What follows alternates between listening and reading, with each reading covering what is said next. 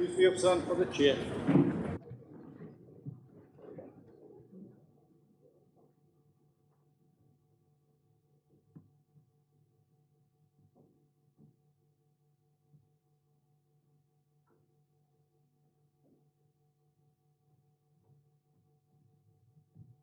Please take your seats.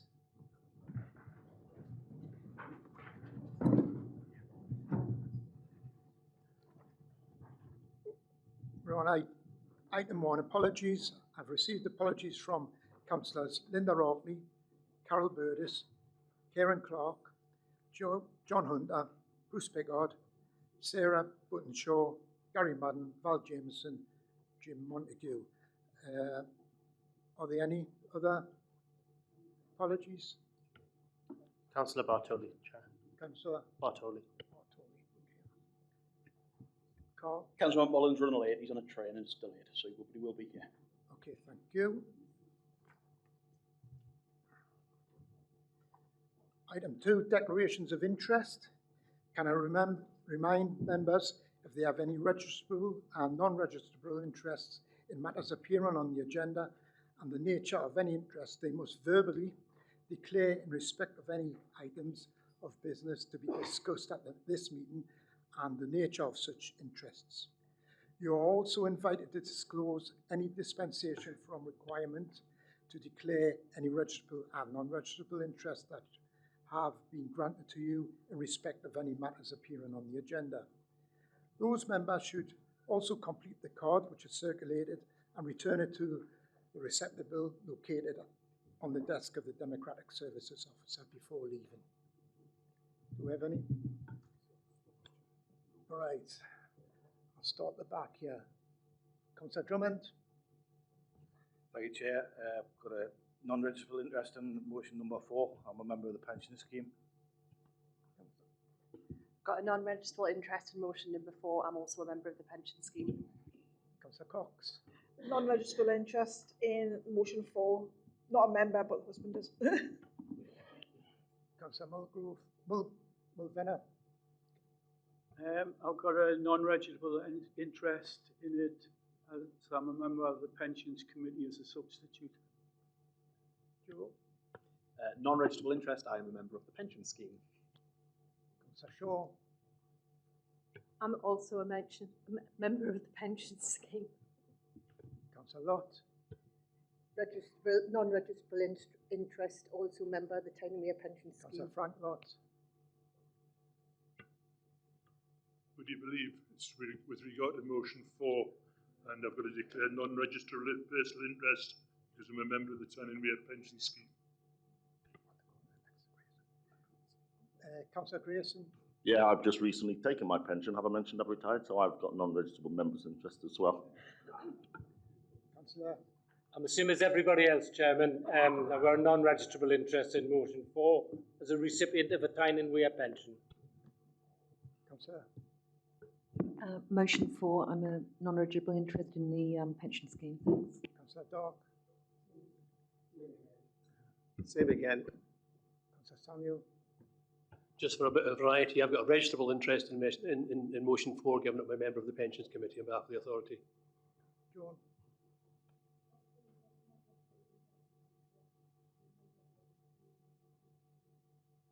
Councillor. Motion 4, non-registrable interest. I receive a pension. I'm also a deferred person as well. And Councillor, anybody else? All right. Sorry. I've got a non-registrable interest in motion 4. My wife is a member of the pension scheme. Who missed? Motion 4, non-registrable interest in the pension scheme. Okay. And Councillor Johnson. Motion 4 as well, Chair. I'm a member of the pension scheme as well. Councillor Wallace. Chairman, I have a non-registrable personal interest in motion 4 as a member of the pension scheme. Councillor McIntyre. Motion for my husband's member of the pension scheme. Councillor Wilson. Motion 4. I believe my wife has got some interest in the pension scheme as well. Councillor Harrison. Thank you, Chair. Item 4, motion 4. Councillor Cox. Yes, I think the same as everybody else, Chair, member of the pension scheme. Thank you, Chair. I believe my partner may also be in the same pension scheme, so I'll register the interest. Okay, I think that's it. Item 3, minutes of the previous meeting held on the 20th of July. Can I ask the council to agree? Agree, excellent.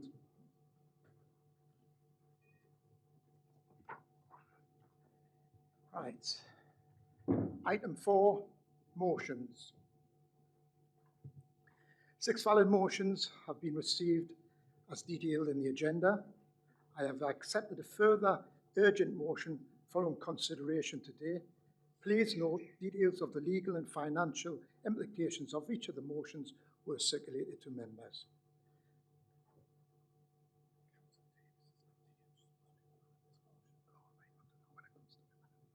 Just in case you couldn't see. Motion 1, Councillor Davis is not here, so she's moving it, so I think that motion... Oh, Councillor Davis, just in time to move your motion.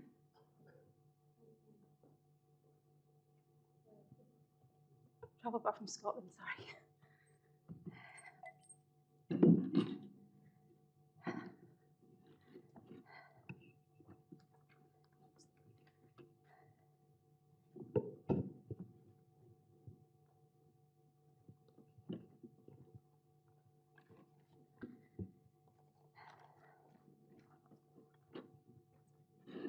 Thank you. Thanks for your patience. I just want that I believe that the combined authority deal that has been struck by the Cabinet and the North East Mayor of the Tyne combined authority has been a real achievement for the area. This deal is one of the best, well, is the best one that's been achieved for a local, for the area, for the North East, and indeed in the country. Since the inception of the North of Tyne, the jobs that have been created have been over 5,000 in the 4.5 years it's in existence. There's been a good work pledge. That's the number of employers covered has been 122.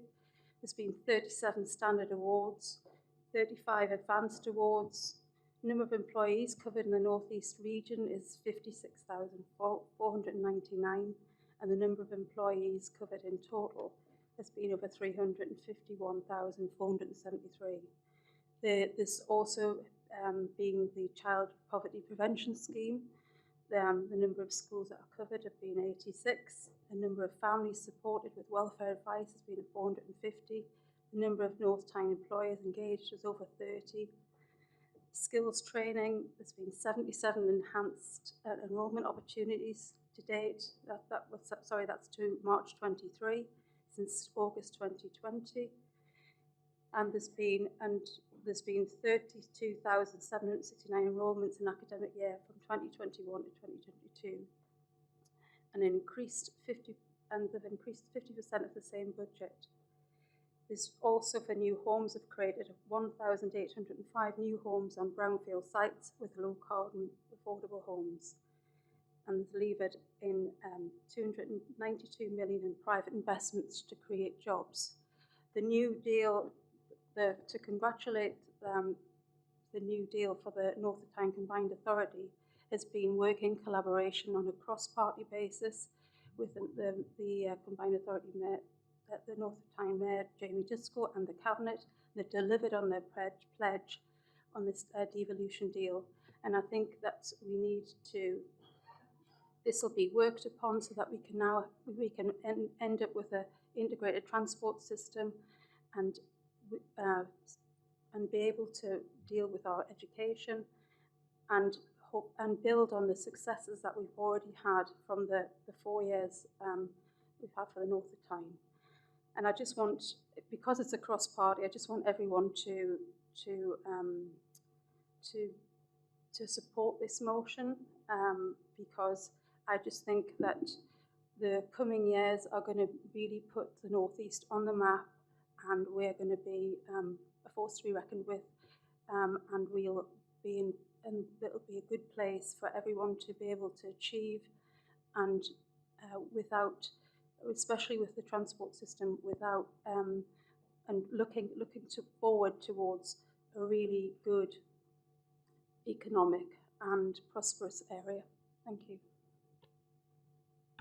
Thank you, Councillor Davis. Do you have a seconder? Yes, I'll second the motion. Councillor, you can speak, yeah. Thanks, Chair. The government's approach to devolution has been revolutionary to this country, giving local people huge sums of money to regenerate their areas, deliver jobs and investment, and undo years of neglect under the last Labour government. We can see just down the road in Teesside the power a good mayor has to improve an area. Ben Houchin has already saved Teesside Airport, secured a free port, enabled the Treasury to move to Darlington, and delivered hundreds of millions of pounds of investment to the Tees Valley. Contrast that to Jamie Driscoll, the invisible mayor of the North of Tyne. In his 4 years in the job, he has delivered very little. In fact, most of my residents in Collinwood Ward would struggle to even name him. It's clear that a good mayor can deliver brilliant things for the area, but all the Labour Party have to offer is a catfight between the current North of Tyne mayor and the Police and Crime Commissioner, Kim McGuinness. The former has walked away from the party following his rejection as a candidate, whilst the latter is incompetent in her current role and harbours aspirations to be incompetent as the new North East mayor. Wherever voters turn the North Tyne side, there's an unpopular Labour politician waiting in the wings to disappoint them. The Conservative group will definitely not be supporting this motion this evening. We hope for the sake of our entire region, our next mayor will be someone that can actually deliver for residents. Thank you, Chair. Councillor Johnson. I'd like to move amendment, Chair. I've already given it to Democratic Services. Do you have a seconder? Yeah. Okay. I'll speak to the amendment now, Chair. We hadn't it out first, though. Speak with great to hear the two-party political broadcast on behalf of the Conservatives and the independent group for the next North East Mayor, but I want to focus on the deal we have and what we can go forward. North of Tyne has delivered some really good things for this region. It absolutely has. And that's not down to any one individual, that's down to the hard work of everybody involved in North of Tyne. Nor has the devolution deal been brought about by any one individual, it's about a collective. And the 7 leaders coming together and negotiating that deal. But also about the countless hours of time that's been put into the negotiations as well as the leaders. I know Patrick, Paul and Henry, as well as Jackie Lowen, spent countless hours working on elements of this devolution deal. So it really has been a coming together of everyone for the region. So let's focus on that and what the opportunities are going forward, not individuals. Sure. So I'd like to move the amendment. On the amendment? I just want to second reserve the right to speak, please. Anybody wish to speak on the amendment? No? Right reply. Councillor Davis. Can I just ask you the leaders of the 7, the North East? Is it not the Jamie Driscoll included in that? Jamie is not a leader of the 7 North East Mayor, the 7 authorities that make it up. They are Sunderland, Durham, South Tyneside, Gateshead, North Tyneside, Newcastle and Northumberland. He is not one of those. He is the elected Mayor of North Tyne, just in case you're wondering. Anybody wish to speak on this amendment? Councillor Fox. So can I just ask, so basically what you're saying is you want to thank everybody else and exclude the North of Tyne Mayor, Jamie Driscoll, who was key and participated in the negotiation of the deal for the North East devolution. Is that what Labour are saying? Wasn't aware we ask questions on motions these days, Chair. Go on, ask questions. But Chair, just to be abundantly clear, for a point of clarification, if you wish to add, that mentions the North Tyne Cabinet twice, and as far as I'm aware, Jamie Driscoll's a member of the North Tyne Cabinet. Any other questions? Right, we'll go and vote on the amendment. Those in favour of the amendment?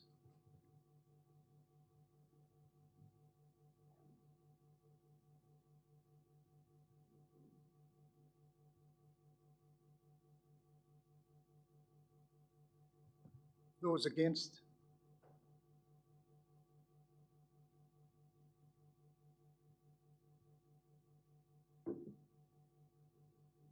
Abstentions?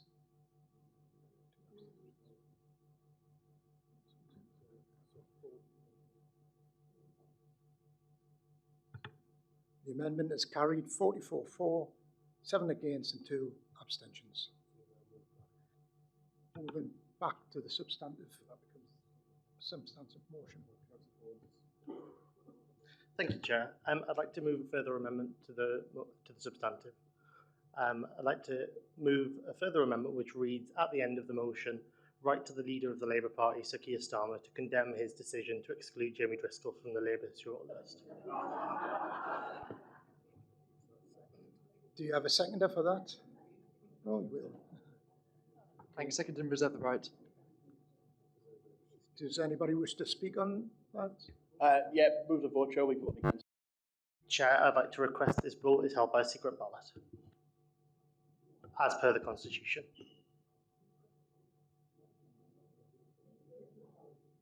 Secret ballot. So that's on the amendment.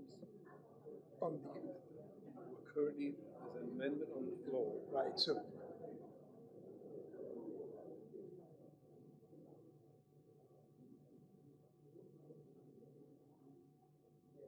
It has to be moved by 2 members, so we need to second it. need a seconder for the secret ballot. Okay, the secret ballot on the amendment of the amendment. Chairman, could we have the wording of the amendment put up on the screen, please?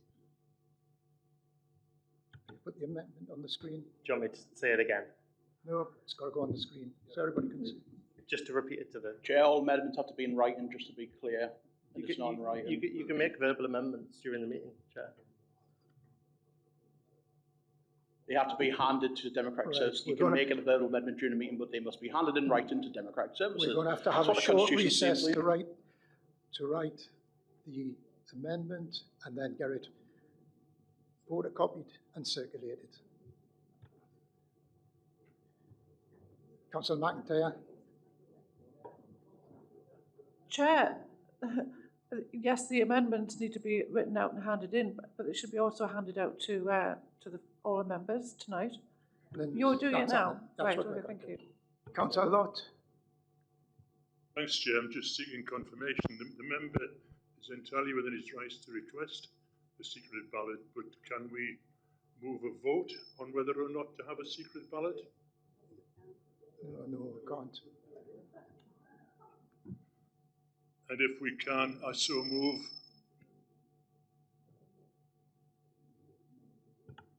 Sorry, no, we can't vote on having a vote on a secret vote. But if members demand a recorded vote, it will override the demand for a ballot. All right. But that's up to you, Chair. However, if you would like a recorded vote, that will override a secret ballot. Propose a recorded vote, Chair. Those in favour of a recorded vote? Carried.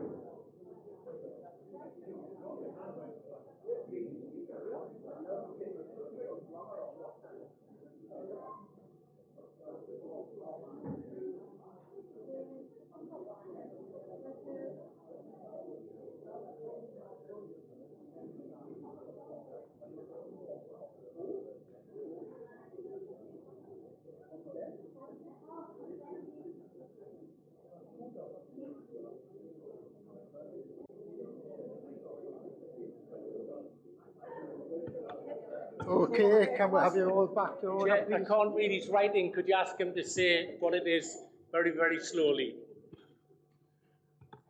I'm afraid they can't read your writing, Councillor Bones. That's absolutely fine, Chair. So the amendment now reads, write to the leader of the Labour Party to condemn his decision to exclude Jamie Driscoll from the Labour shortlist. Can we speak on the motion now, Chair? Chair, we've already spoken Amendment. and... To the vote now, before we spoke. So, those in favour? So, Chair, do you want to get a right to reply Chair, as the I don't have my- original amendment now accepted? Because if you get a right to reply to an amendment if it's moved, I should get the right to reply. You do, yes. Chair, Councillor I'll Johnson take that did right to have the right reply to then, thank reply. Councillor Johnson did have the right to reply, and I requested then a secret ballot. And then Chair, I didn't have the right to reply. I spoke in the general debate after that. Chair, I'm all right. Right. Councillor Johnson, you have the right to reply. Thank you, Chair. Just to say the motion is completely factually inaccurate, not block Jamie Driscoll from the shortlist. The National Executive Committee, Labour Party made that decision, and we'll be voting against the amendment. Thank you. We're going to the vote now, and it's a named vote. Chair, I have the right to reply to my motion. I do. This is not your, this is not You yet. haven't had the right to reply to my motion. You had the right to reply to the amendment, but not the motion. This is the amendment to the amendment. Can you just clarify? Councillor Wallace. Could you just clarify, Chairman, upon what we're actually voting at the moment? We are now voting on the amendment to the amendment, which is Councillor Bones's amendment. That's what we are voting on. It's a named vote. Councillor Gary Bell. You're waiting for this for half an hour. What's the question again? Is it against? I think I'm against, I think. Councillor Linda Bell. Councillor Brian Burdiss. Against. Councillor Debbie Cox. Councillor Steve Cox. Councillor Naomi Craven. Councillor Judy Cruddas. Councillor Eddie Dog. Councillor Sarah Day. Councillor Davy Drummond. Councillor Peter Early. Councillor Sandra Graham. Councillor Ian Grayson. Councillor Margaret Hall. Councillor Tracy Holway. Councillor John Harrison. Councillor Andy Holdsworth. Councillor Janet Hunter. Councillor Carl Johnson. Councillor Hannah Johnson. Councillor Joe Kerwin. Councillor Frank Lott. Councillor Wendy Lott. Councillor Louise Marshall. Against. Councillor Anthony McMullen. Councillor Josephine Mudzinger. Councillor Tommy Mulvenett. Councillor Martin Murphy. Councillor Tricia Neera, sorry, apologies. Councillor Andy Newman. Councillor Pat Oliver. Councillor Rebecca O'Keefe. Councillor John O'Shea. Is Councillor Leonard Parker here? No. Councillor Stephen Phillips. Councillor elected Mayor. Councillor Willie Samuel. Councillor Jane Shaw. Councillor Andrew Spowett. Councillor Matthew Thurloway. Councillor Joan Walker. Councillor Matt Wilson. Councillor Ollie Scargill. Councillor Liam Bones, Councillor Christopher Johnson, Councillor John Johnson, 4. Councillor Ian McAlpine, Councillor Pamela McIntyre, Councillor Judith Wallace, Councillor Kath Davis, Councillor Fox. I'm going to abstain.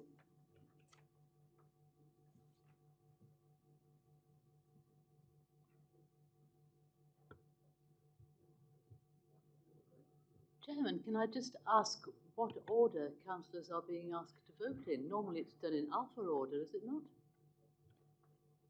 Chair, the list I've been provided with is in alphabetical order, but by group as well. Previous times it's always been simply in alpha order of the general membership of this council. In future, I think it would be better to do it in entire alphabetical order, Chair. Councillor. Thank you. The numbers are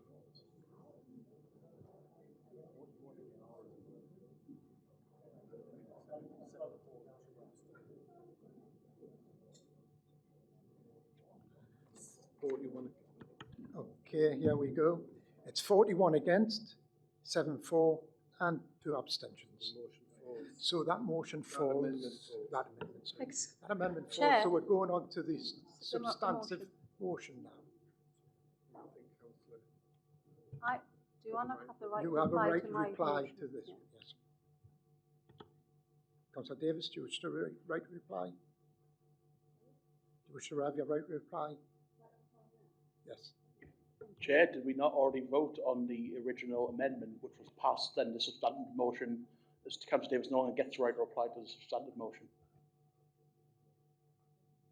We've already voted on the amendment. It passed.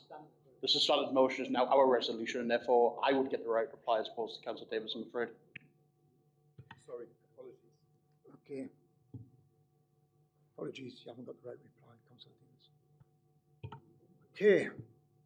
Move the vote, Chair. Move the vote.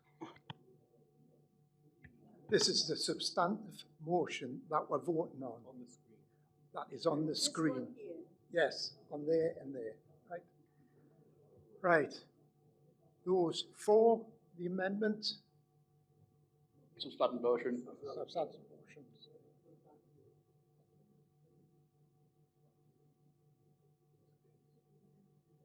Those against?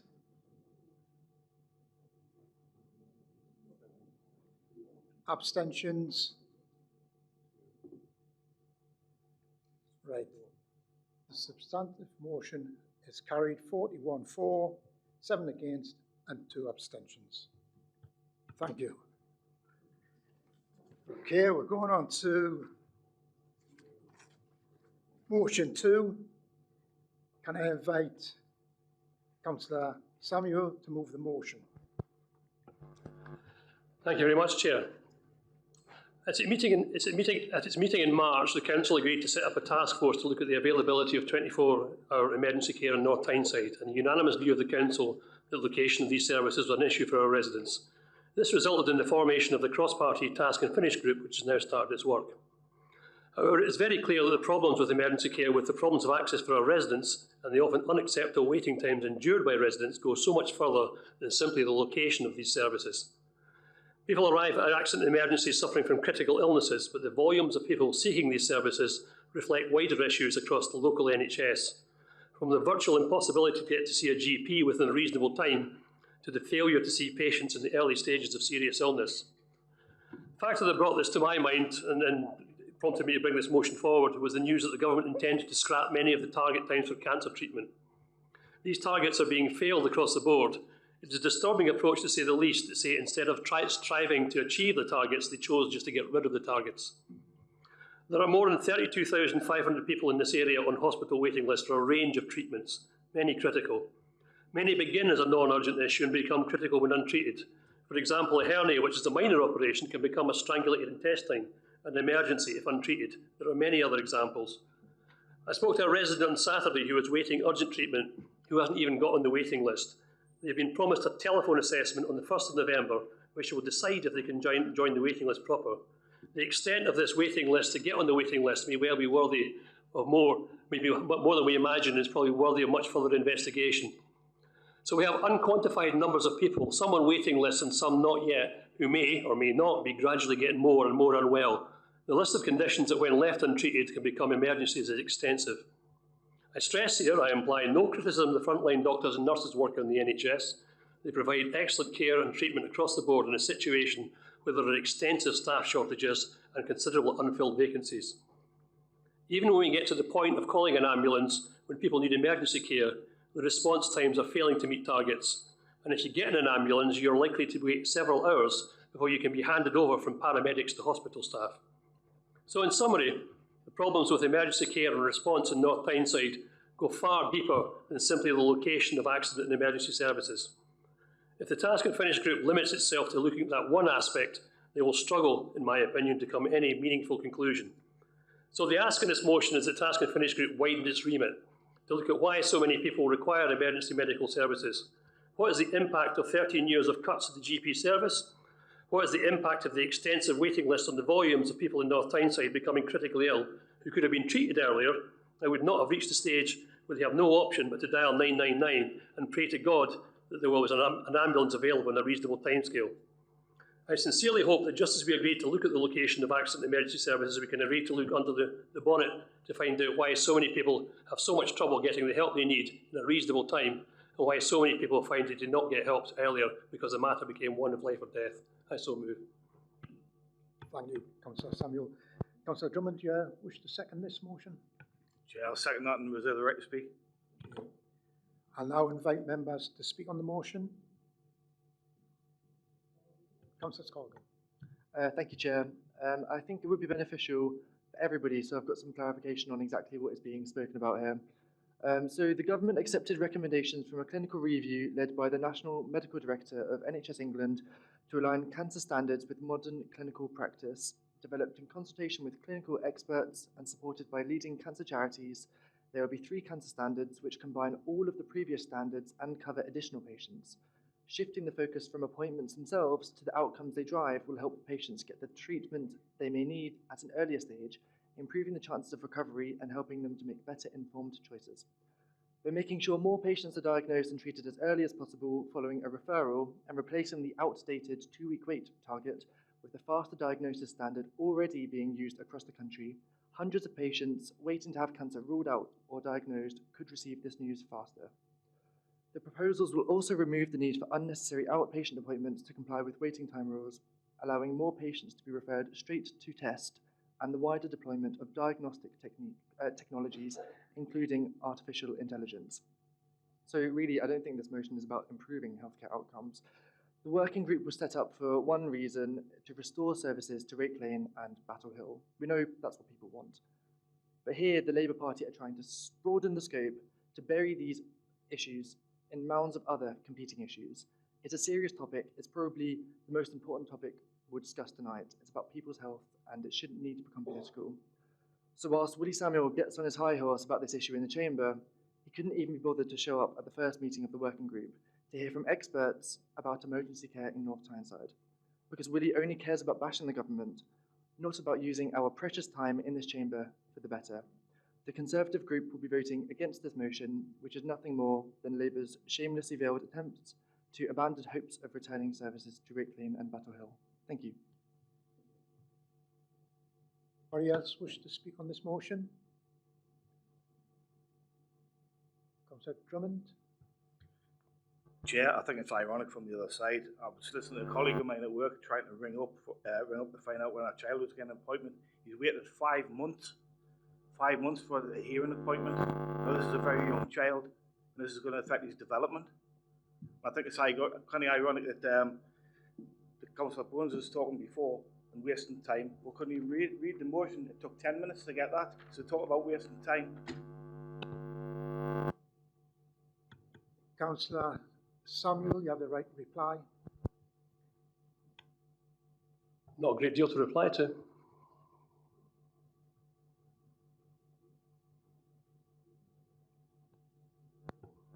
Right, we'll go to the vote. Those in favour of the motion?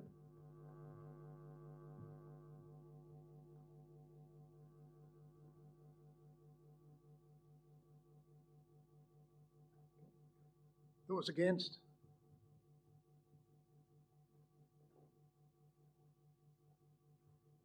Abstentions?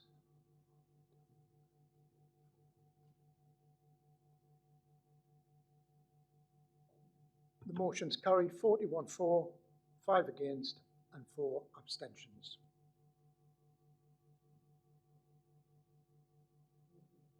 Motion 3, can I invite Councillor Hannah Johnson to move the motion? Thank you, Chair.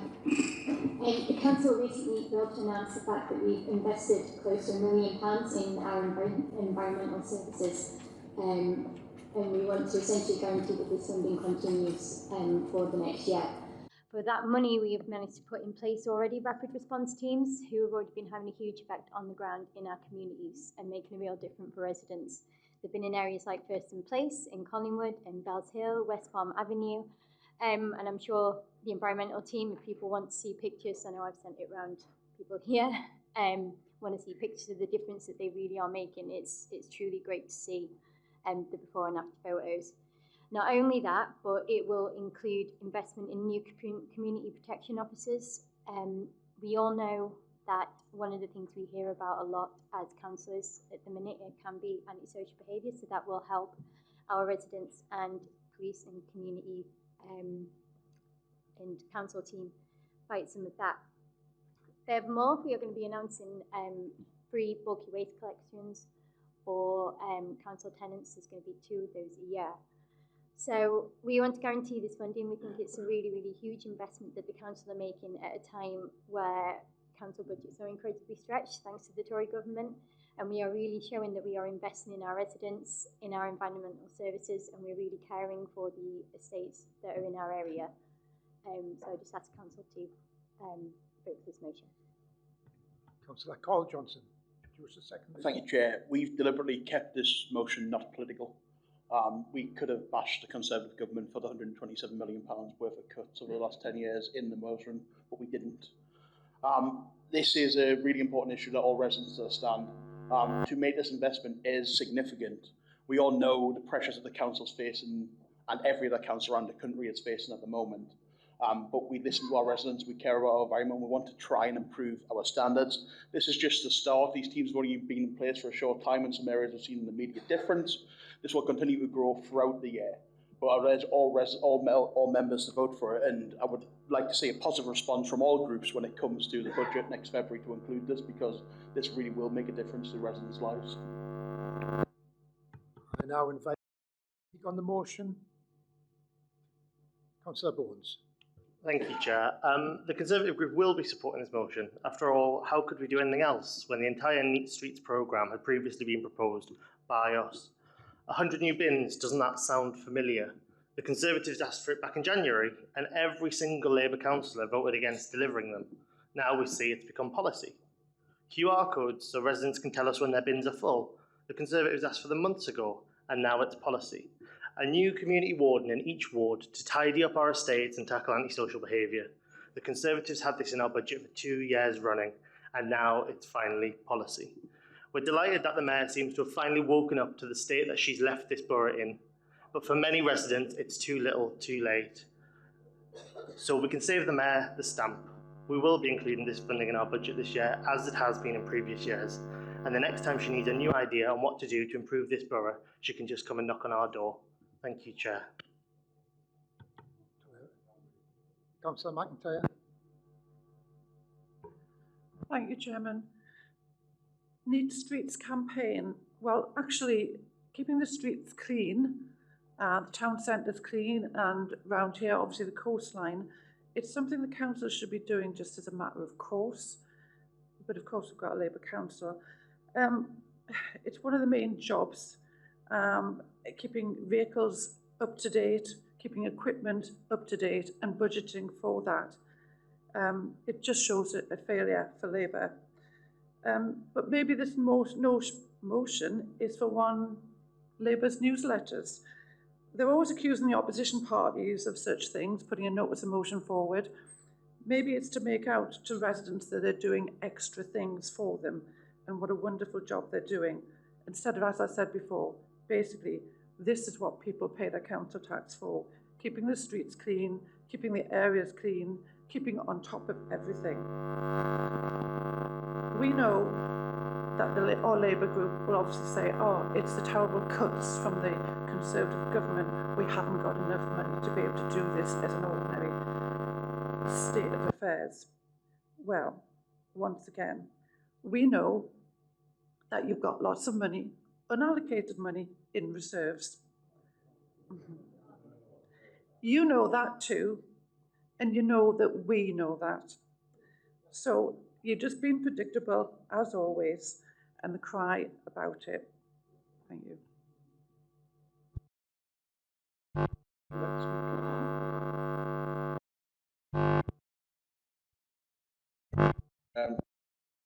Chair, I don't know if the opposition walk around with sort of masks on and just open them when they get into their wards, because I drive regularly around the wards, as most people do, and Battle Hill, when I go on the coast road, the floral display there is absolutely always real very good. You go up Station Road, Northumberland Road, all the white flowers are there, absolutely beautiful.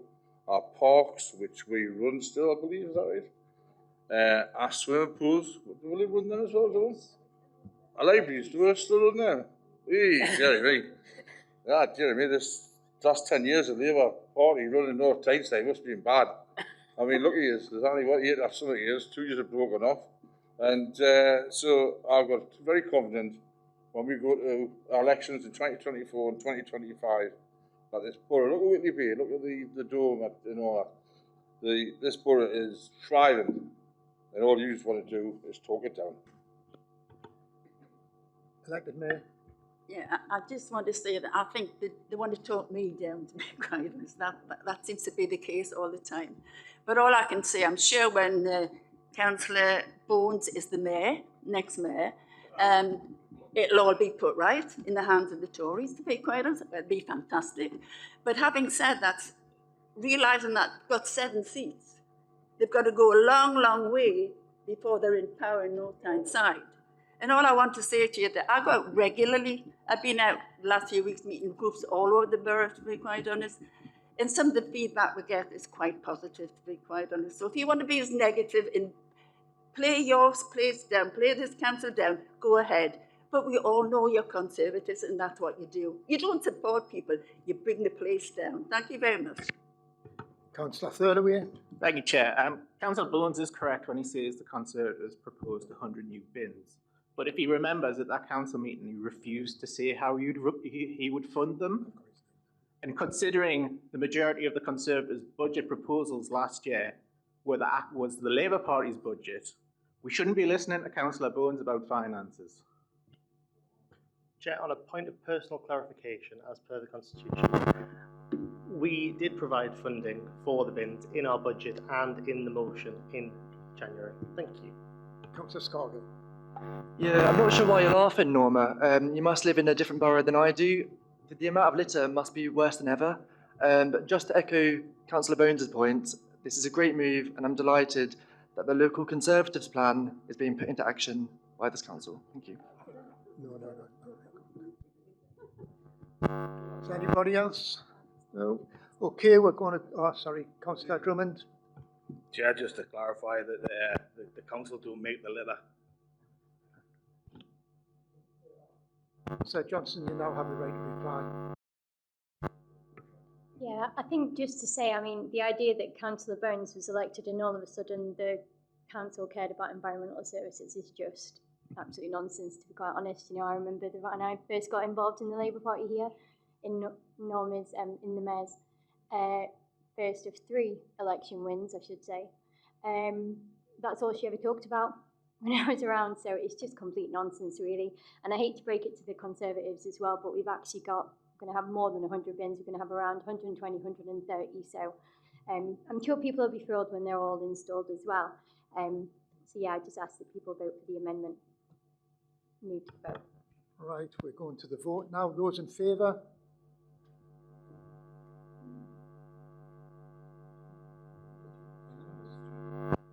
That's unanimous.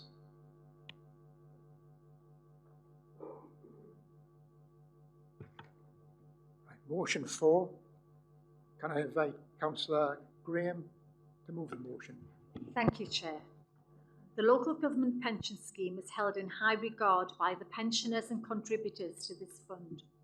It is valued and seen as a good thing for local government workers and those who have served local authorities in their working life. However, the Tyne and Wear Pension Fund does invest in fossil fuels. It has recently adopted a climate policy that has 2050 as its deadline for net zero investment. In our opinion, 2050 is a long time scale to protect our planet and our borough from disastrous temperature rises and weather events. It also fails to address investment transference into newer, greener and cleaner technologies, particularly with regard to transport and heating, and slows our move to energy security. North Tyneside Council unanimously voted to declare a climate emergency. The Council has also since created a net zero action plan and is making sound progress against its 158 actions towards 2030 in partnership with others. We know this is the right thing to do, despite what Rishi Sunak thinks, and respectfully ask the Tyne and Wear Local Government Pension Scheme and its trustees to look at this matter again and undertake further investigations into investments in this area. We know the trustees take into account a range of factors, including the risk appetite of the fund and the environmental strategy under their published climate change policy. We do understand the need to look after the fund very carefully and to exercise its fiduciary duty. So I move that North Tyneside Council calls upon the Mayor and our representatives on the Pensions Committee to urge the Pensions Committee to reconsider its current investment in companies planning to increase in extraction and explore shortening the time frame for total divestment from fossil fuels. Thank you, Chair. Thank you, Councillor Graham. Councillor Cole Johnson, do you have a second this motion? Second reserve right to speak, Chair. Okay. I'll now invite members to speak on the motion. Councillor McMillan. Sorry, just because I was personal interest as a deferred member of the pension fund.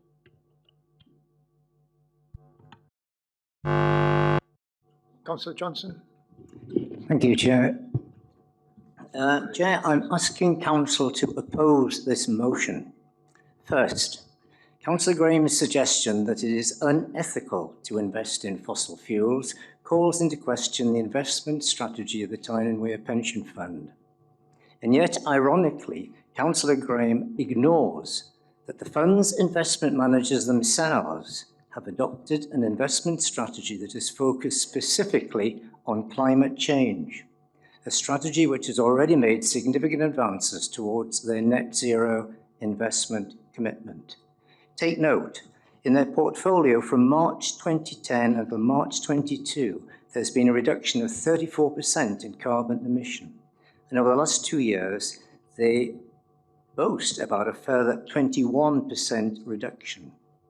Chair, Tyne and Wear investment fund managers are well aware of the importance of ethical investment. They don't need investment advice from Councillor Graham. Next, fossil fuels. Yes, it's true the pension fund acknowledges it does not have a policy of divesting from specific sectors, such as oil and gas. But the reason is simple and well researched. The fund managers consider active engagement with companies a much more productive approach to effecting change. Read their website. They explain once the fund divests, its ability to influence companies is severely curtailed. So Councillor Graham's suggestion that we, quote, explore shortening the time frame for total divestment from fossil fuels is illogical. The policy of active engagement is strongly supported by all the fund's investment managers, Legal and General, Border to Coast, and the investment advisors, Hyman Robertson. Next, let's consider Councillor Graham's suggestion that we disinvest specifically from those companies planning to increase extraction. She's needed to tread carefully here because Keir Starmer and Rachel Reeves have realised that Ed Miliband's green policy figures don't add up. So listen carefully, because these are the true figures and they do add up, I assure you. June 2023. The UK has 283 active oil and gas fields, but 180 of these, that's over 50%, will shut down by 2030. If we do not offer new licenses and replace these fields with new ones, production will decline much faster than we can build low-carbon replacements, much as we would like that. Furthermore, by the mid-2030s, oil and gas will still be needed to provide 50% of our energy requirements. Therefore, we need new licenses just to slow the natural decline and to guarantee our energy security. And she spoke about that before, instead of purchasing from abroad. To suggest we disinvest from firms planning to increase extraction is to seriously jeopardize our energy future. The figures are unequivocal, and the Tyne and Wear Fund managers recognize this too. Read their website. Finally, to disinvest from energy companies such as BP and Shell is absolutely illogical. These are the very companies, and you won't like this, which will drive us towards carbon net zero. They are investing billions into research and development, into bioenergy, into decarbonising transport, into EV charging. You read. These conglomerates are well aware that the days of fossil fuels are numbered, but they're equally aware that they have all the necessary technological expertise and financial wherewithal to be in the forefront of new developments. And as BP and Shell lead us into carbon net zero, as they inevitably will, perhaps Councillors Graham, Dark and Cox would like to predict what will happen to BP's share price. Well, since they are obviously experts in fund management, even they cannot dispute that the share price will head north, and so will the pension returns of thousands of hard-working people in the northeast. So, Council, this is simple. Do you want to align yourself with a misguided ideology of just stop oil? Or do you want to safeguard? You have 1 minute left. Do you want to safeguard and enhance the pension returns of thousands of hard-working teachers and nurses and civil servants in the north who rely upon the Tyne and Wear Pension Fund? They will be expecting you to oppose this motion. Thank you, Chair. Councillor Wallace. Thank you, Chairman.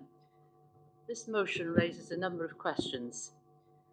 Firstly, the purpose of the pension scheme is to provide pensions for its members, namely the past and current employees of local authorities. I wonder what, if any, consultation has been taken with those employees to ascertain what their views are on this motion. If divestment occurs, it could have a very damaging effect on the funds available for pensions. As noted in the financial advice from officers, the council could end up with a deficit to meet. In other words, the residents will have to pick up the tab from their already high council tax, and the local government pension scheme has often been in deficit in the past. Secondly, as a matter of practicality, the UK is going to need fossil fuels for a considerable time, otherwise we're all going to be much colder and much poorer, and the poorest in society will suffer the most. Renewable energy simply doesn't supply all our needs. The wind doesn't always blow, the sun doesn't always shine. Thirdly, it's in the interest, if it's the intent of the movers to defund the fossil fuel companies, where do they suggest that we make up the shortfall in our energy supplies? Would they prefer it to come from tyrants around the world? From Russia, perhaps, via a circuitous route? Energy security is another concern of this. The invasion of Ukraine has surely demonstrated that to us all. We need to be very careful about where we get our energy from and to ensure that the sources are reliable. Furthermore, Chairman, the UK's emissions are under 1% of the world total, and therefore, even when we do get to net zero, it will have a minimal impact on the planet. There are several major polluters around the world, both near and far. In Europe, for example, Germany is increasing its amount of electricity from coal-fired power stations and has decommissioned wind farms whilst increasing mining nearby. Further afield, India and China are major polluters, China particularly continuing to build coal-fired power stations, quite apart from its treatment of its own people. What concern do the movers of this motion have about China? What about the pension fund's investment in companies which deal with China, or indeed the Council's own procurement of equipment, or for that matter, Council members' personal choices which they make in their own purchases, for example, their own particular motor vehicles. If we genuinely want transition to cleaner energy, and I'm sure we all do, we have to look at what the companies that this motion's talking about, what those companies are actually doing. I cannot think of a single major firm in the energy field which is not actively involved in energy transition, investing massively in doing so as we move towards net zero. Chairman, this motion is incoherent and ill-advised, and I'm left wondering if it's more about a headline than genuine concern for the planet or for local authorities' employees. Thank you. Thank you, Councillor. Councillor. Thank you, Chair. Councillor Wallace is certainly around, but I know some of the other members wouldn't have been around. This won't be the first time that the Tyne and Wear pension fund has divested in certain sectors, the tobacco industry being a sector that divested in a number of years ago. And in that instance as well, it was about ensuring the Tyne and Wear pension fund is still profitable while doing so. And that's all this is asking to do. Explore, again, if the time frame for divestment of fossil fuels, whether it is possible to maintain a profitable pension fund while doing so. We care the utmost for the pension fund. Everyone in this room should know the triennial valuation of the pension fund is one of the key events in the budget process every couple of years. And we wouldn't want to do anything to impact that at all. But we do care about the planet. And it's great to see that Councillor Chris Johnson, who was told us many times as an English teacher, is now an expert on pension fund investments.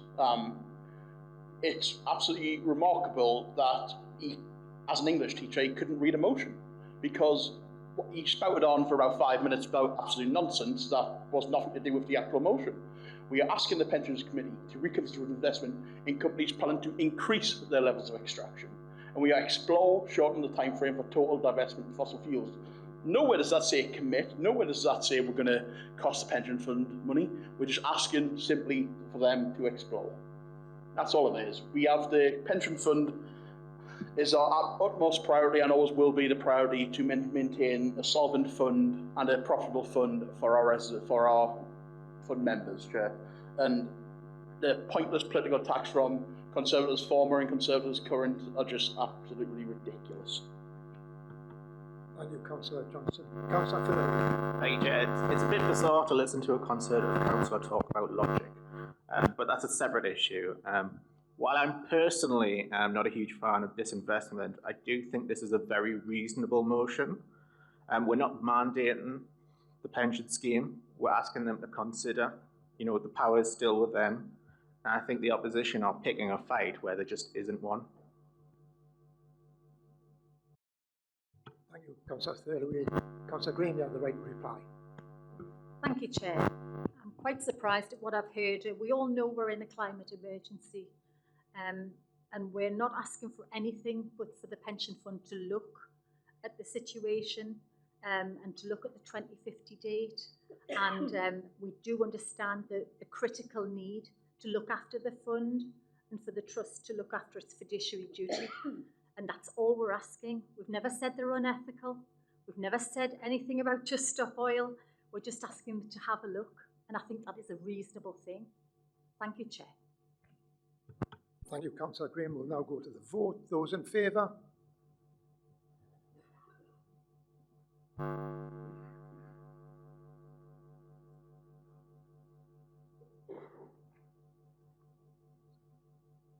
Those against?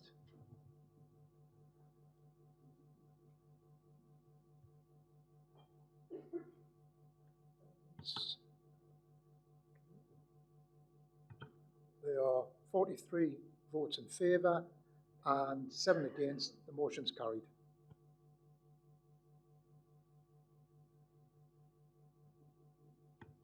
Motion 5. Councillor Scargill, do you wish to? Thank you, Chair. Tonight, the local Conservatives are presenting a plan that will across the borough. It's a huge issue, and I've been contacted personally by residents who have suffered bereavements due to this awful problem. This motion will make it easier to take action against dangerous driving, will make us work closer with the police, and force the council to listen to residents' complaints. This motion was actually passed recently by a nearby Labour council, and it's deliberately non-political because we are really keen to get this through. We look forward to making a positive change and tackling these speeding hotspots. Thank you. Do you have a seconder for the motion? Councillor Johnson. Right to speak. Thank you. Thank you, Chair. I fully support this motion. Just going back some time, February 2013, elderly pedestrian was killed trying to cross the A1058 Beach Road, Tynemouth. The 18-year-old driver was subsequently convicted of causing death by dangerous driving. There have been numerous complaints about excessive speed on Beach Road prior to this accident. Only after that fatality was a pelican crossing installed on Beach Road. We come 4 years on, 2017, an 18-year-old pupil of King's Priory School was struck and killed while running alongside Links 193 Whitley Bay. 2 drivers were subsequently convicted of causing death by dangerous driving. Now, prior to this tragedy, there had been innumerable complaints about dangerous driving on this road. Only after this fatality was the A193 completely upgraded and appropriate traffic calming measures installed. More recently, December 31st, 2021, a fatal collision occurred at Holy Saviour's roundabout, Tynemouth. A 74-year-old wheelchair user was struck on the pedestrian crossing and subsequently died of her injuries. Prior to this tragedy, local residents had suggested traffic calming measures were needed. Only after this fatality was high visibility lighting installed. My point's obvious. Whereas no one can predict and thus eliminate all road traffic accidents, there is no doubt that residents' comments before these accidents were not taken seriously enough. Residents are frequently better informed of traffic flow and driver behaviour than, with respect, transport officers. That's not a criticism, it's just a reality. Residents are on the spot, they're in the vicinity, and for the vast majority of time they're there. They are, in effect, the CCTV that officers need to consult. We accept that officers do need to rely upon Department of Transport guidelines, which are very, very important. Nevertheless, we do feel that the raft of suggestions in this motion will go in some way to address constituents' concerns about road safety. Thank you, Chair. Can I now invite members to speak on the motion? Councillor Johnson, Hannah. I'd just like to move democratic services. Can we get it in writing, please, Chair?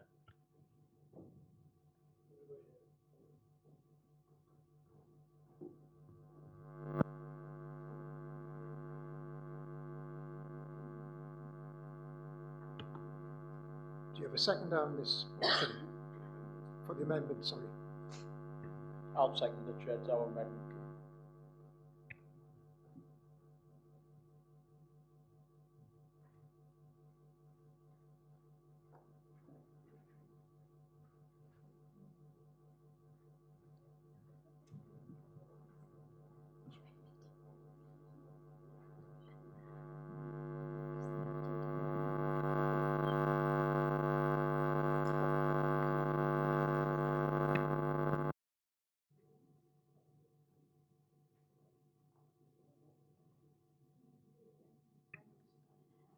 I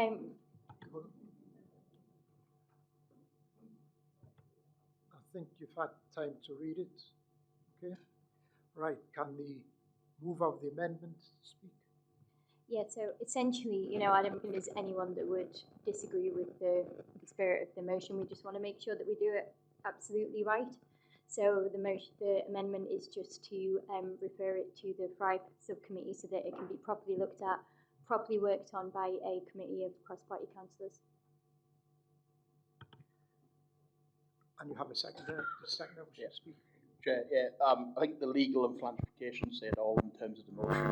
Ultimately, it would be the Highways Network Manager that would be up for a charge of corporate manslaughter should the council's road system be found to have judged to cause an injury. And we need to properly consider all of these in that round. We can't just consider them in a council meeting when the Highway Network Manager has not their say or the council or something. But also, some of these things will cost money. We need to assess them to see what they cost and how much they cost. And I wish the Conservatives would stop trying to make council policy via motion and do it via the committees like they could. I think the committee is cross-party. It's going to be even more cross-party after tonight when we agree to reallocation of seats. Everyone's represented on this committee. There's some good ideas in here worth considering, but it needs to be done properly, and we can't just agree to do it tonight. Otherwise, where's the money coming from to do all these things? And we need to fully consider legal implications and the statutory decision-making arrangements, Chair. Would anybody like to speak on the motion? Councillor Wilson.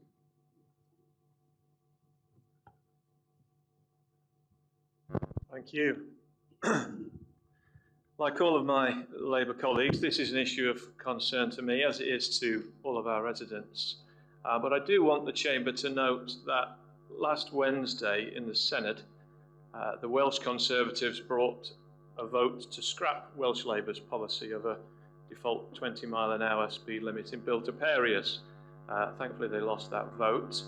6 weeks earlier, the media were reporting on Conservative government ministers considering placing restrictions on councils like ours implementing 20-mile-an-hour speed limits. In both cases, the Conservatives were willing to sacrifice safety on the altar of politics. So in that context, I suspect I'm not the only one in this chamber sceptical about the sincerity of this motion. However, thankfully, here in North Tyneside, we do have a Labour administration that's already been proactive and effective on issues of road safety. And speaking as chair of the thriving committee that's mentioned in the amendment, I'd certainly be delighted to do further work on how we can improve road safety. Thank you. Thank you, Councillor Wilson.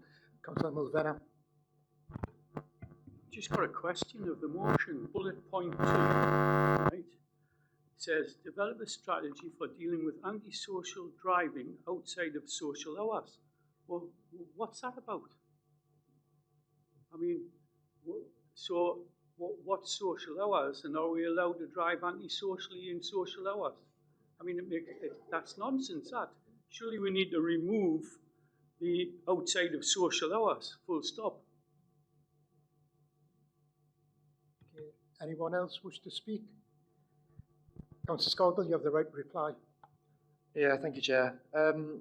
It's very strange that there are so many people sat opposite who come into this chamber, and instead of taking action tonight, they're just prepared to kick so many things into the long grass. And I don't know why you're here as councillors if you don't want to make a change, because there are so many things now that we've tried to get done, just thrown to subcommittees, and we think nothing's, we know nothing's going to come of it. The original motion was an opportunity to tackle speeding and to take action now. We need action on speeding now. You'll all have problems with speeding in your wards.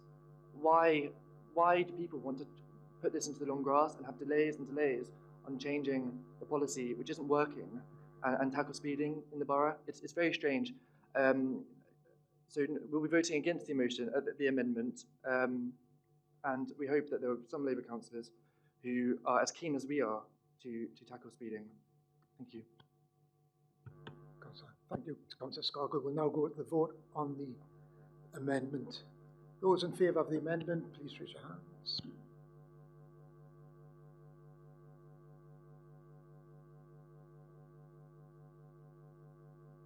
Those against the amendment?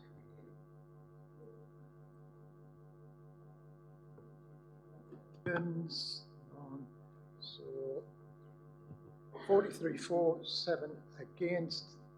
Amendment is carried. So now we go to the substantial motion. Right. Chair, point of order. Chair, we get to speak on Can I just make a point of order? Isn't it when... So if you know where it is, the right of do you have it in the Constitution? It's just that when you have a motion, you have the amended motion, then you have the right of reply on the amended motion, and then you have the first person who had the motion has the last right of reply. It's written. You should let the person who's had the motion there have the last say, who presented the motion, and then you have it after that. Let the officer explain. So we had a substantive motion which was moved by Councillor Scargill, seconded by Councillor Johnson. An amendment was then moved by Councillor Hannah Johnson. Sorry, apologies. An amendment was then moved by Councillor Hannah Johnson and seconded by Councillor Carl Johnson. In terms of procedure, when there's been debate on the amendment, it then is the opportunity for the mover of this original substantive motion to have the right of reply. In that case, that was Councillor Scargill. We've then gone to the vote on the amendment, and that amendment has now been carried. So the place we're at now is debate on that substantive motion, and at the end of that debate, we go back to the right of reply to the mover of the amendment to the substantive motion. That will be back to Councillor Hannah Johnson. Does that explain the situation? Well, I think it was the mover of the individual motion that has the last word. No, because the substantive motion has now been changed on the floor of the chamber by the amendment, and the mover of the substantive motion had their right of reply in respect of the amendment when it was moved and seconded. Okay, those who wish to speak on the substantive motion. Councillor Bones. Thank you, Chair. I wish to move a further amendment to this substantive motion. Do you want me to read it out now, or can I then speak to it, or how do you want to do it? You need to write it out and pass it round, get it passed round. The amendment inserts before the end of the municipal year, at the end of consideration. So at the end of we're happy to accept the amendment. Councillor Hannah? Yeah, happy to accept the amendment. We're accepting the amendment, right? Okay, we've accepted. Do I get to speak? No, we've accepted it. You don't get to speak. No, I haven't moved I haven't spoken to move the amendment. You need a seconder. Councillor Scargill, second. Right, now you can. Thank you, Chair. The Labour amendment, which has just been passed, completely dodges responsibility for this issue. Point of order, Chairman. I'll be talking to his amendment. I'm speaking to my amendment, Chair. I'm explaining the reason I felt the need to bring it forward. Council could vote to take action tonight, and instead has voted to defer it into the long grass by putting it into a subcommittee, which will then report to Cabinet many, many months, potentially even years from now. This is what we're seeing from the Labour Party time and time again. These important issues are brought to full council. Full council agrees them, and then nothing happens, full stop. We can see that on war memorials, we can see that on the PCC, and we can see that this evening on road safety. Our amendment this evening will expedite the working group's work to report to Cabinet for consideration before the end of the municipal year, meaning that there will be less time before hopefully these changes are implemented, saving lives across North Tyneside. I find it astounding that members opposite are happy to kick public safety into the long grass, and I hope that everyone will support this amendment. So, are you accepting this amendment? Yeah. Right, okay. Now, Councillor Lott. Thank you, Chair. For work to be undertaken at a faster rate, are there not financial and potential legal implications which ought to accompany it? And without those, we can't really accept this amendment. The movers accept the amendment. Councillor Wallace. Thank you, Chairman. Thank you, Chairman. Just going back to the points within the original motion as amended, reference has already been made to the second bullet point. I do hope that when this is looked at, antisocial driving at all times will be looked at. It's frankly ludicrous to suggest it's only worth consideration if it's outside of sociable hours. Thank you. Councillor? Yeah, this amendment, it's got a couple of things missing for me, is that a lot of the problems that we're talking about aren't specifically council problems. Police, speeding, antisocial behaviour, driving is a joint approach. Our police forces have been cut, especially enforced our way for the police. Chair, this has to be on the amendment. I'm telling you, what I'm saying to you is, what I'm trying to say to you is, why can you put some data on there of how many accidents actually are in North Tyneside per capita? Councillor Bell, we're discussing the words. I don't care what you're discussing. Councillor Bourne. That was. Don't talk over the chamber. Do it through me. Councillor Johnson, Carl Johnson.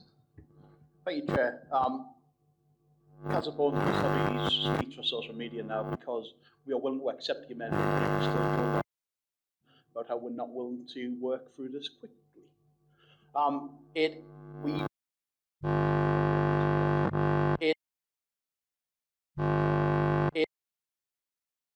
Talking down the borough nonsense. This is a very important issue, and it's been made political by the Conservative there.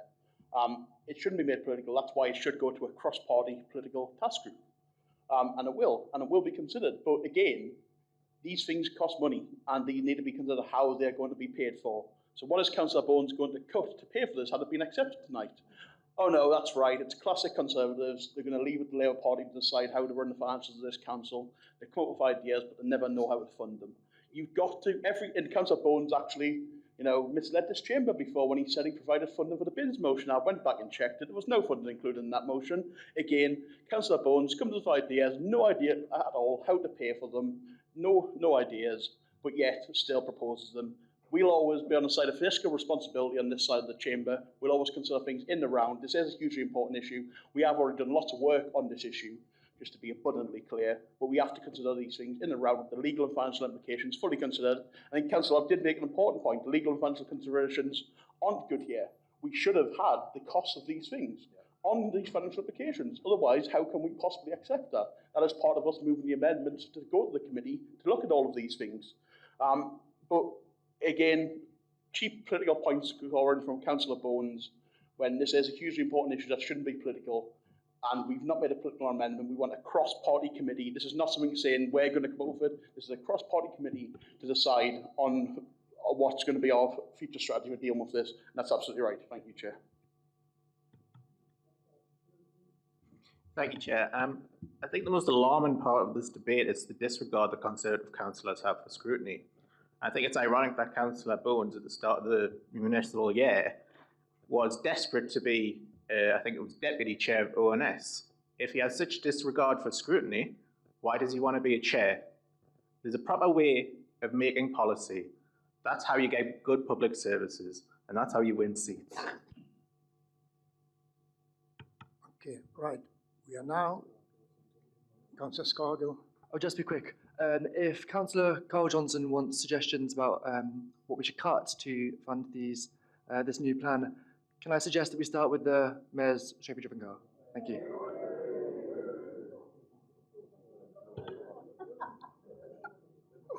Okay, right. As Councillor Hannah Johnson has accepted the motion, we are now going to go to the substantive motion. Does anybody wish to speak on the substantive motion? Anybody? No? That's the one that behind us are on there, yeah? With the amendment included from Councillor Bones. No, can we go to the vote then? Those in favour of the substantive motion, please raise your hands.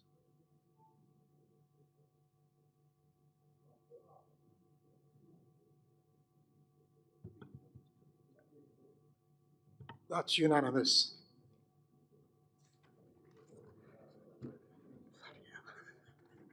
Right. Councillor McAlpine, I know you've amended the motion with a few extra words. I think we can take that. Are we all agreed just to take the amended, those 3 extra words? The councillor needs to explain what his amendment is. All right, okay, then if you just explain the amendment, then we'll... Yeah, I just want to make clear that the scope of the motion was always intended to be events on council land, which was in the body of the original motion. It was just an oversight not to include that from the specific asks of the council, and that's purely what the alteration addresses. And I believe that addresses some of the legal implications that were circulated with the original motion. Right, okay. Do you wish to speak? Is that your speech? Sorry, do you want being asked to speak on the alteration or on the motion itself? On the motion itself, yes. Yeah, I'll speak on that as well. That's okay. Thank you. Thank you, Chair. As the summer season draws to a close, I'm putting forward a motion relating to a subject that I believe in, but also something that's been raised directly to me by residents. It relates specifically to the safety and ethical treatment of animals. Years ago, it wasn't uncommon to come back from a fair with a goldfish or similar prize, but now we see pets as prizes for the outdated practice that it is. Transporting small animals in this way is cruel and dangerous for them, and handing them to owners without proper aftercare can leave them in an unsuitable environment. In this political group, we do have reports of this taking place at a number of events hosted in North Tyneside in the last couple of years. The good news is that there's something we can do here in this forum. The RSPCA has campaigned on this for a long time, and by passing this motion, we'll be joining another 50 authorities in England and Wales in taking action at the local level. We'll also be the first authority in the North East to do this, setting a great example to our contemporaries. The Council fundamentally agrees with this already because it already strongly discourages pets as prizes, but it currently stops short of any firm measure to prevent it. In terms of the costs circulated with this motion, I thank officers for their efforts in highlighting them, but I'd just like to frame them in these terms. Firstly, I don't believe that any event will withdraw from the area based purely on this measure rather than simply comply with it. Secondly, in terms of communicating and enforcing this measure, processes are already in place to approve the events on council land that fall in scope of this motion. I'm therefore very confident they can be adjusted simply to reflect this change with minimal effort. I would love for this to be addressed nationally, as it is in Scotland, but I'd urge all members to focus on the action that we can take today. I do appreciate that compared with some of the other motions, this might not fall at the top of everyone's priorities, but it's a simple and easy step to make up a slightly better place, and I would urge everyone to support it. Thank you. Thank you, Councillor McAlpine. Do we have a seconder? Second and reserve the right, Chair. Councillor Johnson. Great RSP.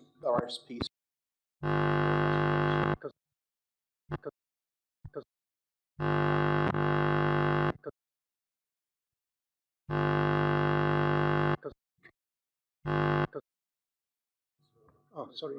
Oh, sorry, you're right to reply. Councillor McAlpine. The motion thing is fine. Now can we go to the vote, please? In favour?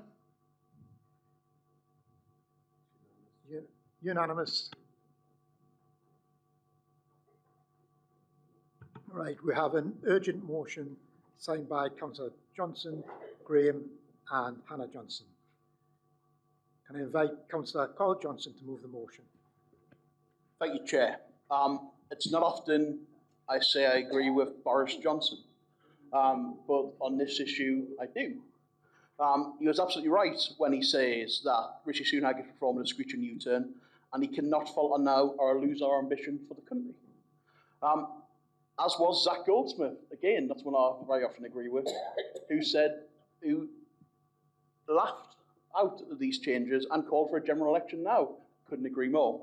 Chair, these are very important issues to our area, not solely because not long ago said Boris Johnson and Rishi Sunak have been paraded around the proposed British Vault factory just over the border, and they were talking about the green energy revolution for our region.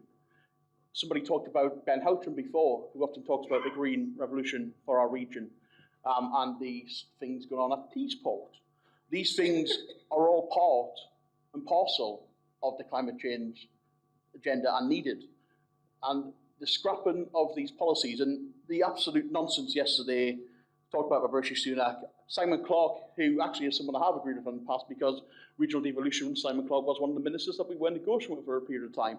But Simon Clarke was absolutely right when he said that all the things that Rishi Sunak was announcing as scrapping yesterday were never government policy. There was about 3 of them were actually government policy.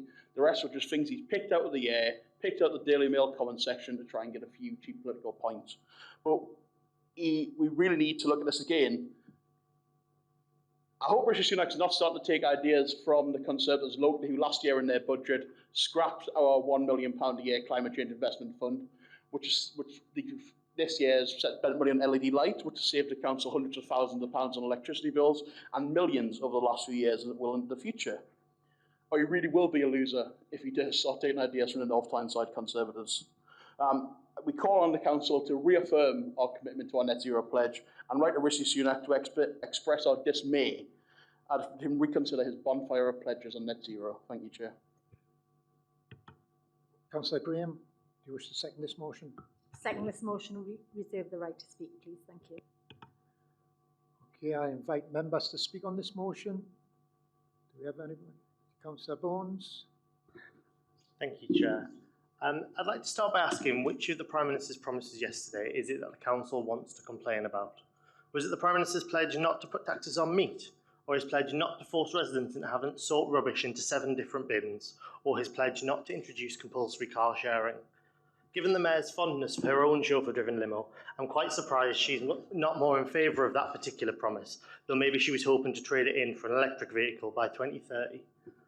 How about we move past the headlines and look seriously at what was announced yesterday? The Prime Minister actually reaffirmed our country's commitment to net zero by 2050. It's something we can all be proud of to be an international leader on. The UK has set the most ambitious target to reduce carbon emissions 68% by 2030 compared to 1990 levels, and we're the only major economy to have set 77% for 2035. This follows progress over the past decades to cut emissions faster than any other G7 country, with the UK already having slashed emissions by 48% compared to Germany's 41%, France's 23%, and no change at all in the United States. The fact is that the UK is far ahead of every other country in the world when it comes to net zero. The single most important thing we can do to continue this tradition, most of which has happened under Conservative governments, is to retain the support of the British people. It's not right for Westminster or for this council to impose significant costs on hard-pressed families without a properly informed national debate. And it's because we're over-delivering on reducing emissions that we've been afforded the space to take a more pragmatic, proportionate and realistic approach to reaching net zero. Take the measures on allowing families to keep gas boilers and the pushing back to 2035 of the ban on petrol and diesel cars. Now, many houses in North Tyneside are very old, and many houses in North Tyneside are terraced. Because, a house being either one of those things makes it very difficult for a heat pump to work effectively. Because the Prime Minister has pushed back the ban on boilers, families across the borough no longer have to worry about being forced to rip out their old boiler, knowing that their house, their family, would never be effectively heated by its replacement heat pump. And it's worth pointing out that for those families who do want to upgrade, the boiler upgrade grant has been increased by £2,500. So anyone who does want to get a heat pump will find it significantly cheaper to do so.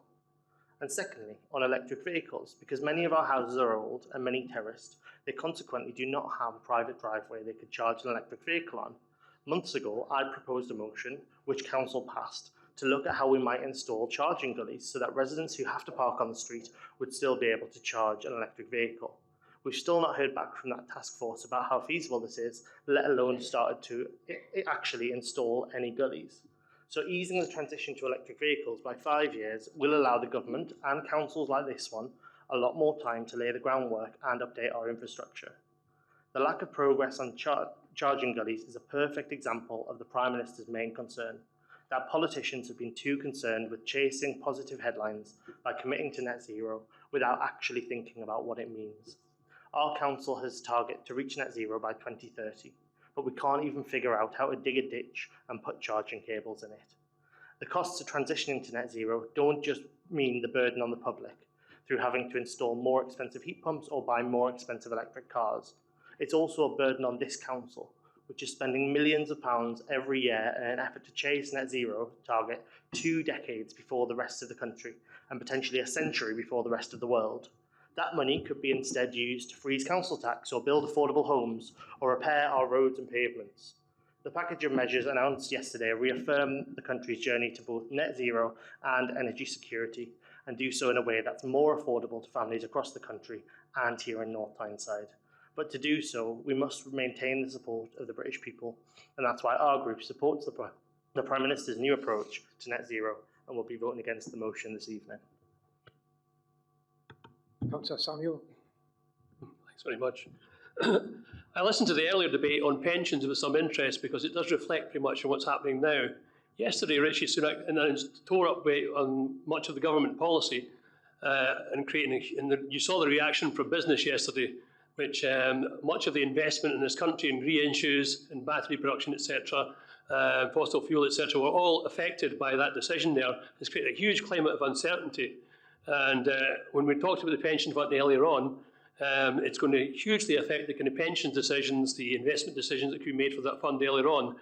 And that just very much the start of the impact that this is likely to have for basically short-term political gains, because it's quite clear that Mr. Sunak imagines that this is his key to winning the general election, rolling back on climate promises that were already made. And only 6 months ago, he himself was saying he'd be sticking to them.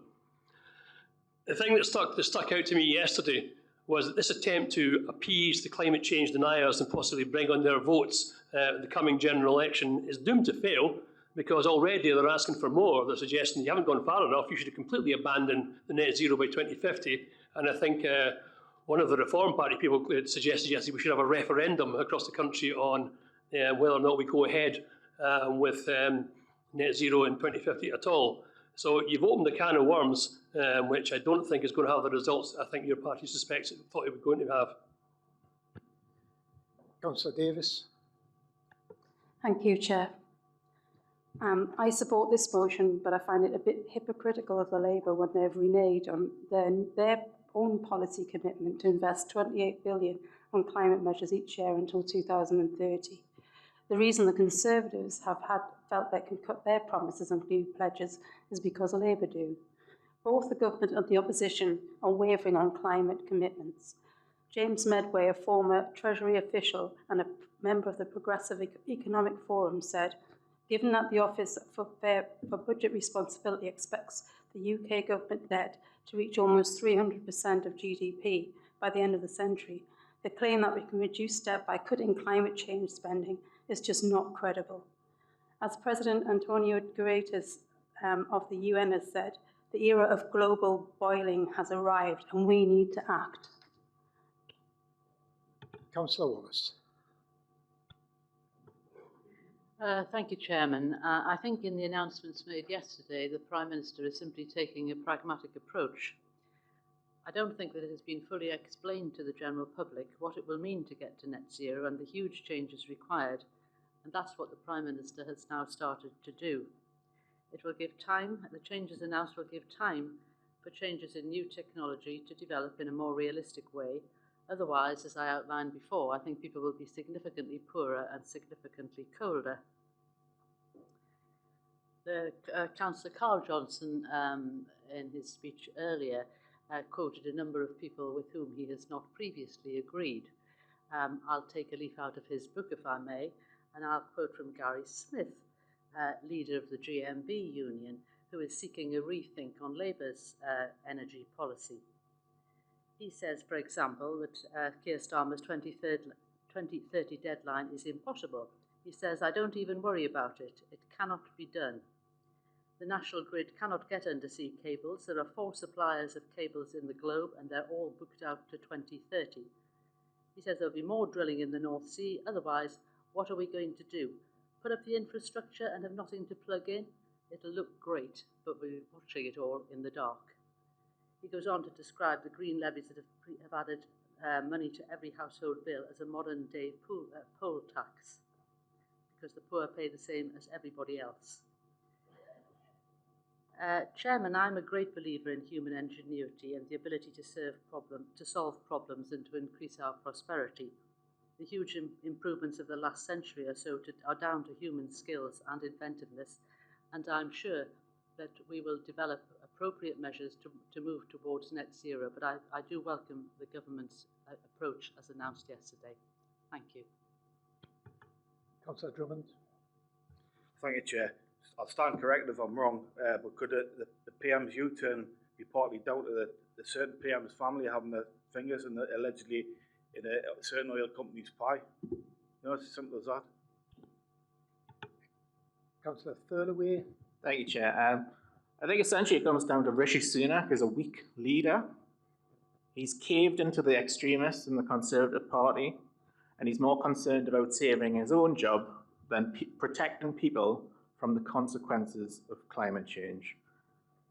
The reality is that the world is on fire. Look at the wildfires across Europe, North America. Think about the summer we had last year.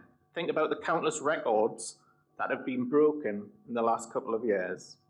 Climate change is here. It's happening now. The Conservative Party needs to get serious about the biggest issue facing us as a world. Councillor Graham.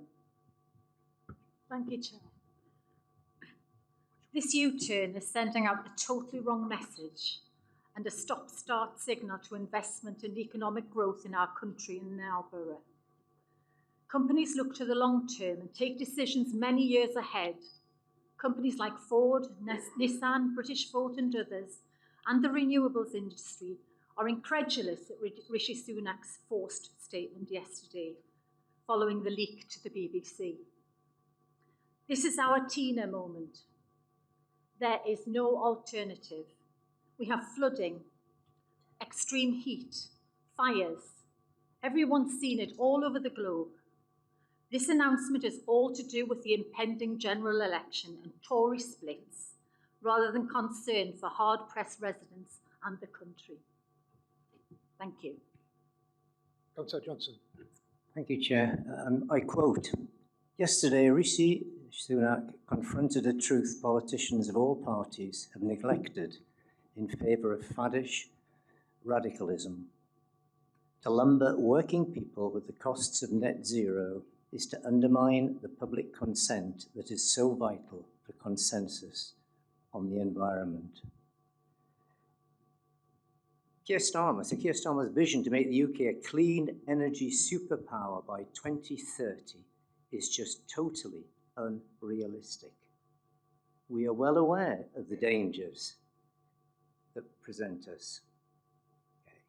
Now, you refer to, in your motion, to Labour's Green Prosperity Plan. Well, investment in green energy is seen as equally important by the Conservative Party too. But the difference is, unlike Keir Starmer, Rishi Sunak is being honest with the public about the tough choices and sacrifices that are involved, and you're not. Thank you. Councillor Johnson, you have the right to reply. Thank you, Chair. For the first time ever, some people on the right are caring about hard-pressed working people. It's a miracle, isn't it, when it fits their narrative? Councillor Wallace, Councillor Johnston, Councillor Bournes talked about this being, 2030 being impossible. The reason it's impossible is because we've had 13 years of Conservative government that has time and time and time again failed to invest in green energy. Gary Smith is right when he says that there is 4 global manufacturers of cable and proud member of the JMB Union. Gary Smith is right to say that we will struggle to get those cables. That is because of massive failure on investment. The next big scandal in this country will be the national grid and the grid networks in this country. They will fail because of considerable underinvestment and the Conservative government allowing private companies to take their profit offshore rather than reinvest it in our grid network like it should be. What we have done, Labour's Green Prosperity Plan absolutely has took away the £28 billion a year by 2030 plan, because in the first few years of the new Labour government, it will be impossible to spend that money because of the failure of the Conservatives to invest in the technology and the required manufacturing for those sectors.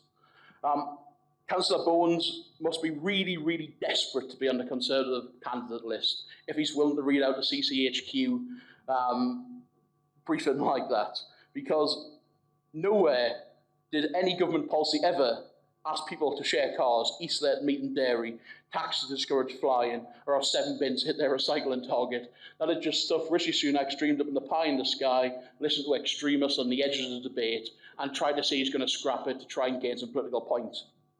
What is Rishi Sunak actually scrapping, Chair? Well, the ban and sale of new petrol and diesel cars, moving it back by 5 years to 2035. Ford the government have just gave a massive subsidy to build an electric car factory, have been one of the biggest critics of this so far. That is undermining the future. Nissan is one of the biggest employers in this region. It is critical to the regional economy. Anything that undermines confidence in that is a disgrace. Delay the ban on installing LGPP and new coal boilers. The Labour Party has said, there is some off-grid homes that can't have those, and yeah, absolutely. Set an example on fossil fuel burners again. Rolling back the boilers from 2026 to 2035, the average length of a boiler can be between 10 and 15 years in some instances. That would mean it would be right up until 2050 before we are even starting to replace some boilers. We need to do that much sooner, but we also need to absolutely give support. The increase in support of £7,500 is great. We'd go even further. It should go even further. Households shouldn't be forced to fund this, because this would have been much easier had the Conservatives invested earlier. Ed Miliband, when he was the minister for this, when we were in government, he will be again in government soon and be the minister for this, set out a plan which the Conservatives scrapped on day one of the government. Things would have been very different had that plan been carried out. Again, Rishi Sunak, I think as somebody's already said, he's put his party before the country and he's trying to save his face with his own party. He's acting like he's already in opposition and he's trying to deal a bad hand to the Labour Party when we inevitably take over the next general election.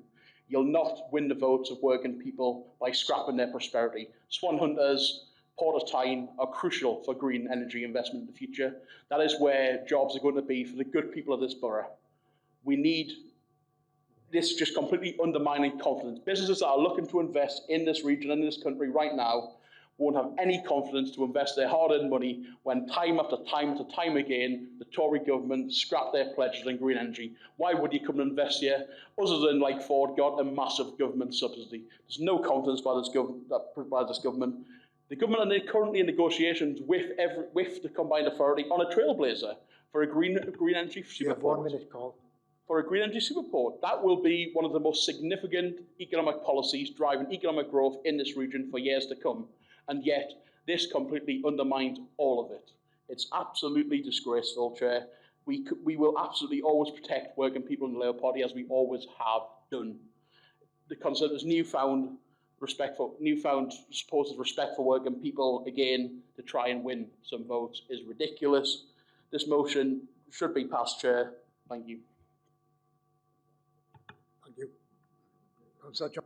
We'll now go to the vote. Those in favour of the motion?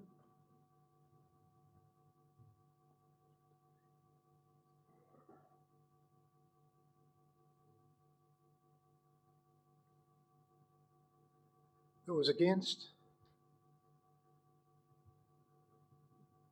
The motion is carried, 43 for, 7 against, and no abstentions.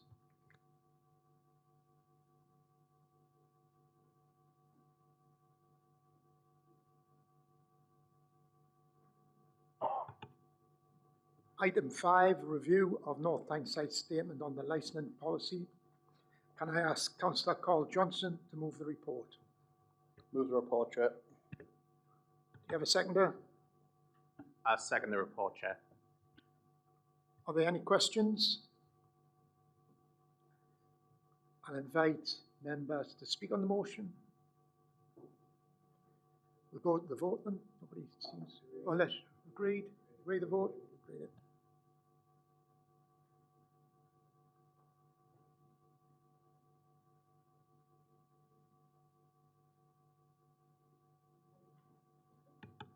Item 6, a review of the allocation of the seats of the political groups. Can I ask Carl Johnson to move the report? Move the recommendation as out in the report, Chair. Do you have a seconder? Seconded, reserve the right to speak. Are there any questions? I'll invite members to speak to the motion. We'll now go to the vote. Agreed.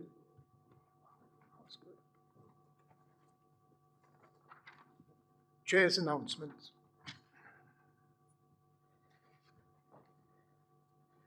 First of all, the charity that I've chosen this year is for the Adventure Playground Trust. The Trust fundraisers provide play opportunities for children from across the borough. They provide an environment where children can learn new skills, take risks, and innovate.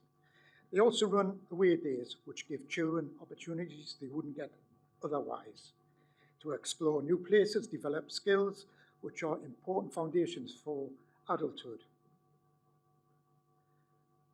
Over the last couple of months, I've given out citizen certificates to 2 ceremonies since our last council meeting. The new UK citizens come from various countries and backgrounds and bring with them much needed skills, and most of all, a bright and optimistic outlook for their future in the UK. In August, I attended the funeral of David Babed, the High Sheriff, a man that I believe most in this chamber will know, if not personally, but through his charitable work, a man with boundless enthusiasm who will be missed by many. In September, I attended the Battle of Britain commemoration service at the War Memorial on the links in Whitley Bay. That was the day the heavens opened and we got drenched. Thank you. I'll now ask the Mayor for she wishes to say. Thank you very much. First of all, I would just to say I have visited the last few weeks a number of community groups who are doing amazing work for the people in their community, offering all sorts of support, all sorts of activities, and to be doing a fantastic job. Today I was at the Whitley Bay hub there, the big local. Last week I was at the Colour Coat Watch House. They're doing fantastic things, making a heritage place there. And today I received, well, last week I received a fantastic email from a group in Collingwood Ward who came to us to help them actually make Hilltop Park into a community area for them. And some of our staff, with Sam Dand and her staff, have been working with those people for the last few months. And we got a really, really positive email from that group of people. So when I want to say to you, our staff, when you hear some of the negative stuff about this borough here and what we're doing, I have every faith in you, because I have lots and lots and lots of evidence of the great work you're doing on our behalf, to be quite honest. I would also like to say to people, people are fed up now. They know I haven't got a chauffeur-driven car. It's on flat deaf ears now. And on the other hand, after listening to Rishi Sunak yesterday, beware of these new caring Tories. Remember, John, when we started the breakfast clubs? Who stopped them when they got into power? The Tory party. Which Tory member stood up in the council and said, if I find out a parent's sending their children to a breakfast club, I will report them to social services? Beware, beware, beware. Thank you, Chair. Thank you, Mayor. Item 9, questions by members of the council. I have one valid question that's been received from a member of the council for this meeting. Question 1, Councillor Thurway, do you want to ask your question? Or I've spoken enough tonight, Chair. I'll take it as read. Okay. Councillor Paul Johnson, do you want to answer the question? I wish I could just say I've spoken enough, I'll set it right, but I'll just take the opportunity to ask it, Chair.